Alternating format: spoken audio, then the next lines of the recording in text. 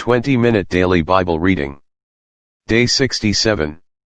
Today's reading: Deuteronomy 7-9. Mark 15. Deuteronomy 7. When the Lord your God brings you into the land which you go to possess, and has cast out many nations before you, the Hittites and the Girgashites and the Amorites and the Canaanites and the Perizzites and the Hivites and the Jebusites, 7 nations greater and mightier than you, and when the Lord your God delivers them over to you, you shall conquer them and utterly destroy them. You shall make no covenant with them nor show mercy to them. Nor shall you make marriages with them. You shall not give your daughter to their son, nor take their daughter for your son. For they will turn your sons away from following me, to serve other gods, so the anger of the Lord will be aroused against you and destroy you suddenly. But thus you shall deal with them: you shall destroy their altars, and break down their sacred pillars, and cut down their wooden images, and burn their carved images with fire. For you are a holy people to the Lord your God. The Lord your God has chosen you to be a people for himself, a special treasure above all the peoples on the face of the earth. The Lord did not set his love on you nor choose you because you were more in number than any other people, for you were the least of all peoples, but because the Lord loves you, and because he would keep the oath which he swore to your fathers. The Lord has brought you out with a mighty hand, and redeemed you from the house of bondage, from the hand of Pharaoh king of Egypt. Therefore know that the Lord your God, he is God, the faithful God who keeps covenant and mercy for 1,000 generations with those who love him and keep his commandments, and he repays those who hate him to their face, to destroy them. He will not be slack with him who hates him, he will repay him to his face. Therefore you shall keep the commandment, the statutes, and the judgments which I command you today, to observe them. Then it shall come to pass, because you listen to these judgments, and keep and do them, that the Lord your God will keep with you the covenant and the mercy which he swore to your fathers. And he will love you and bless you and multiply you. He will also bless the fruit of your womb and the fruit of your land, your grain, and your new wine and your oil, the increase of your cattle and the offspring of your flock, in the land of which he swore to your fathers to give you. You shall be blessed above all peoples. There shall not be a male or female barren among you or among your livestock. And the Lord will take away from you all sickness, and will afflict you with none of the terrible diseases of Egypt which you have known, but will lay them on all those who hate you. And you shall destroy all the peoples whom the Lord your God delivers over to you. Your eye shall have no pity on them, nor shall you serve their gods, for that will be a snare to you. If you should say in your heart, these nations are greater than I, how can I dispossess them?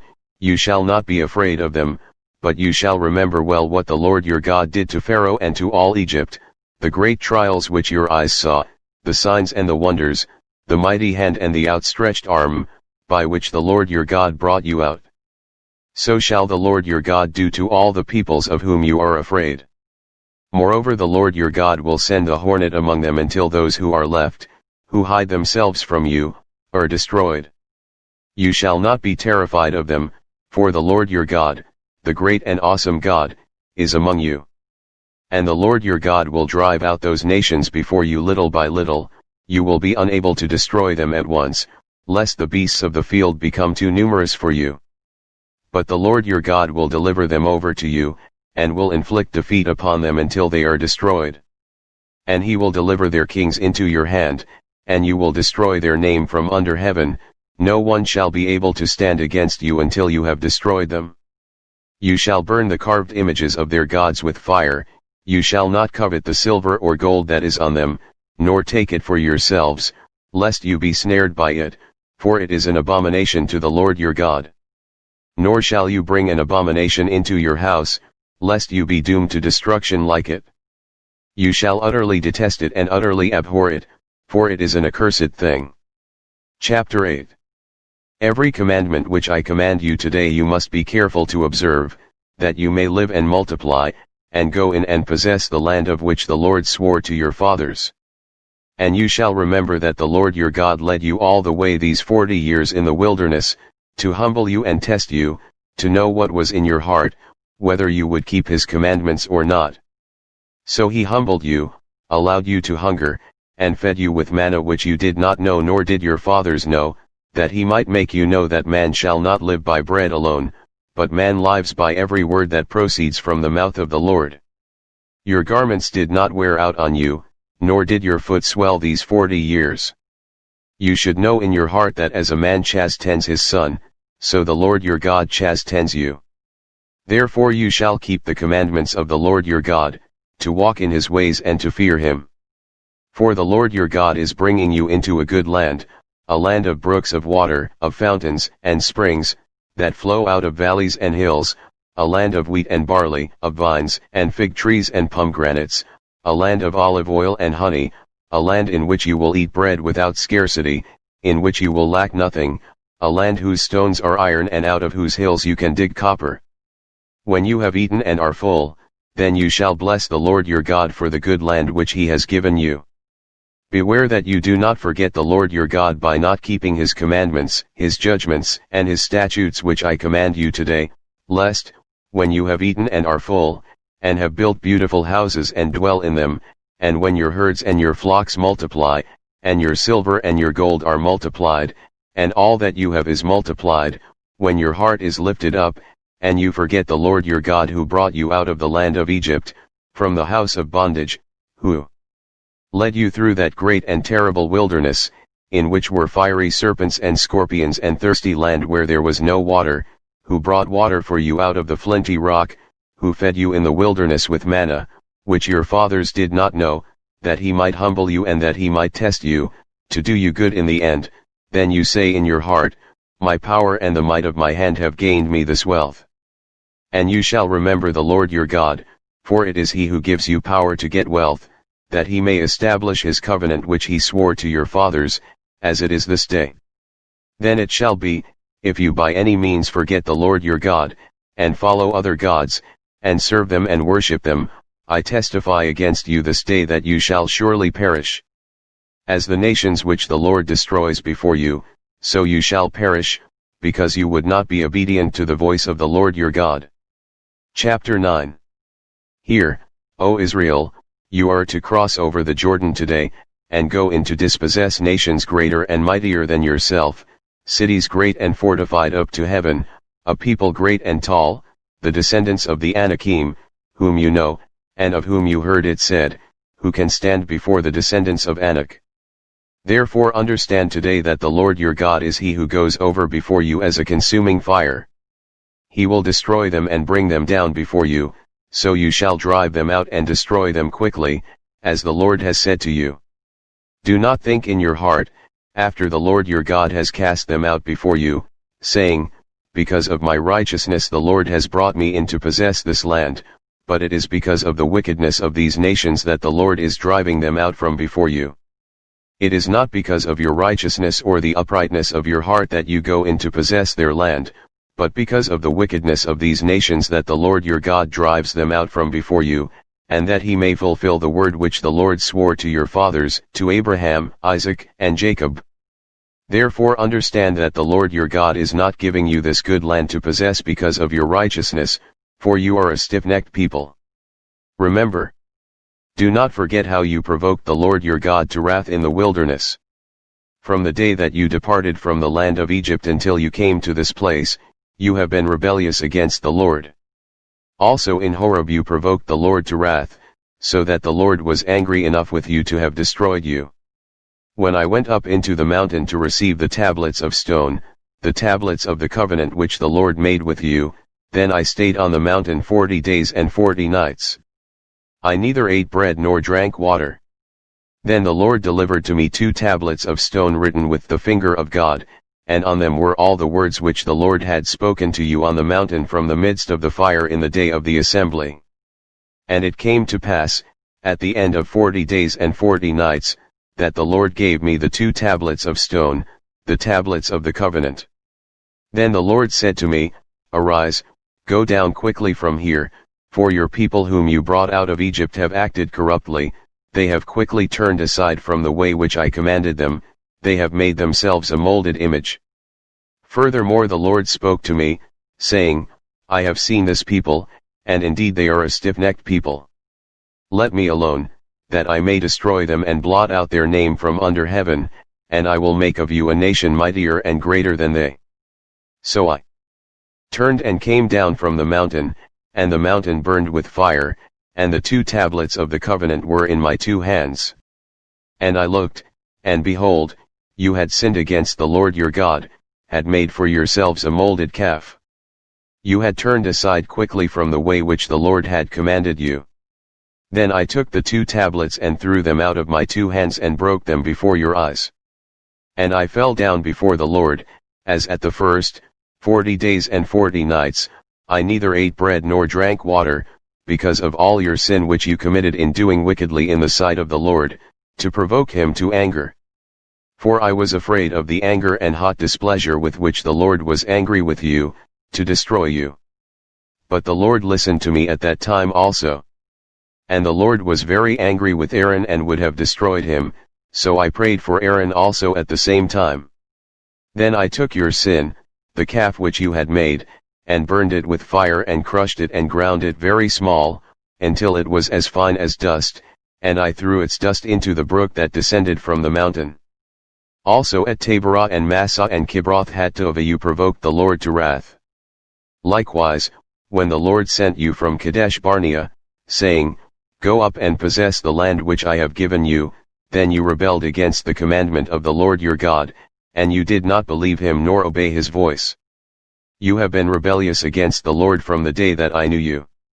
Thus I prostrate myself before the Lord, 40 days and 40 nights I kept prostrating myself, because the Lord had said he would destroy you.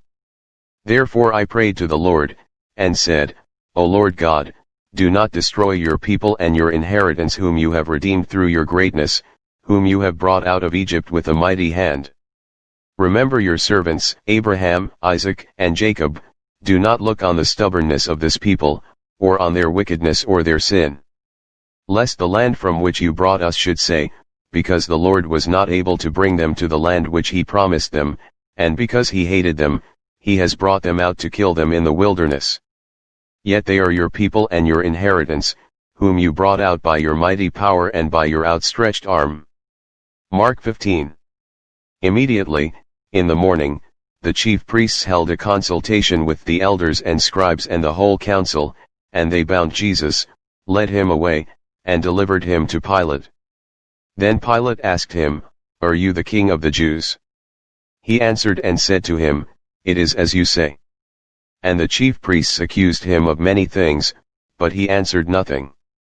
Then Pilate asked him again, saying, Do you answer nothing? See how many things they testify against you. But Jesus still answered nothing, so that Pilate marveled. Now at the feast he was accustomed to releasing one prisoner to them, whomever they requested. And there was one named Barabbas, who was chained with his fellow rebels, they had committed murder in the rebellion. Then the multitude, crying aloud, began to ask him to do just as he had always done for them. But Pilate answered them, saying, Do you want me to release to you the king of the Jews? For he knew that the chief priests had handed him over because of envy. But the chief priests stirred up the crowd, so that he should rather release Barabbas to them.